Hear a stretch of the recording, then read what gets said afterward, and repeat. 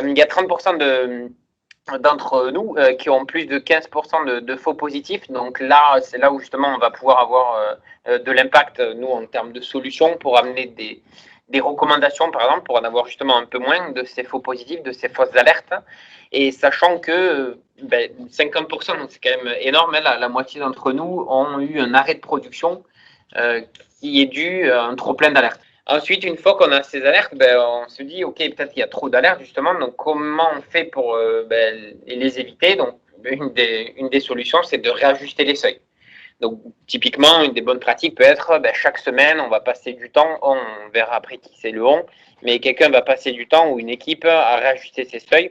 Donc, on voit qu'il y a 30% qui passent plus d'une heure par semaine, hein, ce qui est à peu près la bonne pratique, on va dire. Et ça veut dire que plus de 70% n'y passe pas une heure par semaine. Donc, ça veut dire que concrètement, c'est pas forcément fait. Du coup, il y a des fausses alertes qui vont s'accumuler. Donc, justement, le on de tout à l'heure, c'est en général, 70%, c'est du niveau 2 qui va traiter la supervision. Donc, on peut se poser la question, est-ce que justement la conf de la supervision doit être faite par un niveau 2 versus un niveau 1 on pense surtout à ces fameux coûts dont on parlait, coûts versus profil versus expertise. Peut-être que si on documente des process, puisqu'on le voit juste en dessous, 2/3 n'ont pas de process de mise à jour de la conf de supervision. Donc, c'est quand même probant dans le sens où, en gros, on fait le build. Par contre, la vie de la supervision, c'est un peu plus de mal.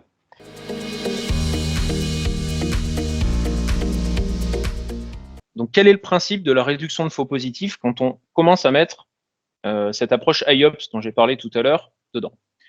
Le principe, c'est d'analyser une large plage de données journalières. On parle d'analyser, dans notre cas, 3 mois de données. Pour en analyser plus ou moins, c'est un bon compromis. Donc, on est sur 3 mois de données et on propose, sur la base de cette analyse, un ajustement des seuils d'alerte. Les objectifs de cette fonctionnalité-là, dans un produit de supervision, ça va être de réduire les coûts de configuration, forcément, puisqu'on assiste l'utilisateur. Donc, on va lui faire gagner beaucoup de temps. Il n'a pas à mener cette analyse en amont. Est-ce que ce seuil-là serait pertinent?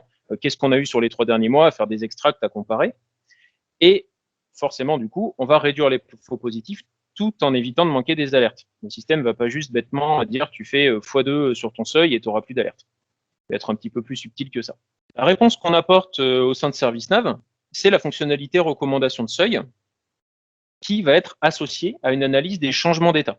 On analyse les éléments les plus sujets à changement d'état sur une période et on va appliquer pour ces éléments-là les recommandations de seuil qui sont proposées par la solution. Donc, ça va permettre d'identifier et de traiter les principaux inducteurs de faux positifs. On n'est pas obligé de traiter tout son parc en une fois, c'est volumineux. Et de constater déjà des gains significatifs puisqu'on a traité les plus variables, en fait, ceux qui ont le plus de changements d'état. Cette fonctionnalité-là, on l'a implémentée de manière unitaire. On est en train de travailler sur une implémentation en mode widget qui permettra de traiter de la liste. On voit une maquette ici. Et qui va permettre de travailler d'une manière beaucoup plus massive et surtout d'identifier des gens en amont sans avoir à sortir des rapports et à passer dans différents outils, d'identifier au sein de la solution les éléments nécessitant le plus d'optimisation et donc de pouvoir les traiter directement.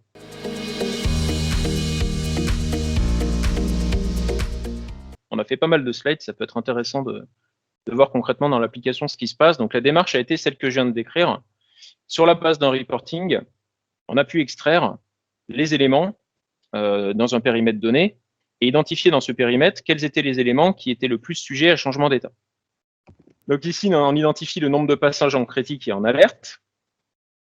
Et ça nous permet d'identifier, là par un tri, tout simplement, quels sont, par exemple ici, les 9 éléments, les 9 contrôles qui sont les plus sujets à changement d'état, donc qui sont le plus passés en critique sur la période. Ensuite, on va pouvoir aller travailler sur ces éléments, par exemple ici, celui-ci, constater que le système nous propose une recommandation et appliquer cette recommandation directement dans la configuration du contrôle. Donc tout se fait directement dans l'application.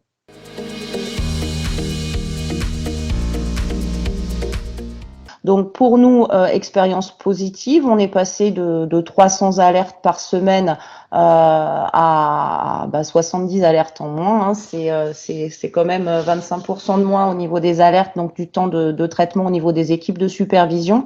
Donc on a décidé de mettre en place la recommandation des seuils sur l'ensemble de notre parc supervisé.